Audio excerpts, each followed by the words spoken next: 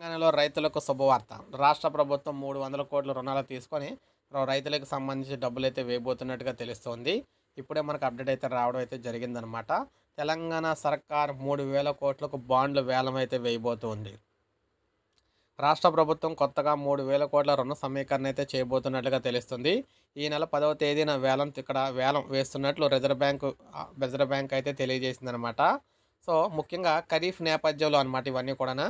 ఖరీఫ్ నేపథ్యంలో ఖరీఫ్ నెలలో అంటే వానాకాలం పంట కాలం ప్రారంభం కాబోతుంది. రైతు భరోసాకు 9000 కోట్లు సర్దుబాటు చేయాల్సి ఉందన్నమాట. దీనికి తోడు కొత్త ప్రాజెక్టులు, అభివృద్ధి పనులకు సంబంధించి కూడా నిధులైతే అవసరమవుతాయని చెప్పేసి చెప్తున్నారు. దాంతోపాటు కొన్ని ఉద్యోగులకు సంబంధించి పెండింగ్ బిల్లులు కూడా ఉన్నాయి.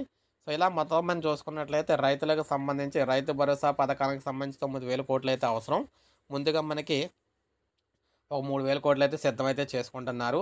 అక్కడి నుంచి అయితే స్టార్ట్ చేసి వేసుకుంటూ వెళ్తూ ఉంటారన్నమాట. సో, ఇది మనకి రైతు భరోసాకు సంబంధించి తాజా సమాచారం. ఒక లైక్ చేయండి, సబ్స్క్రైబ్ చేసుకోవద్దు. మన ఛానల్ సబ్స్క్రైబ్ చేసుకొని ఫాలో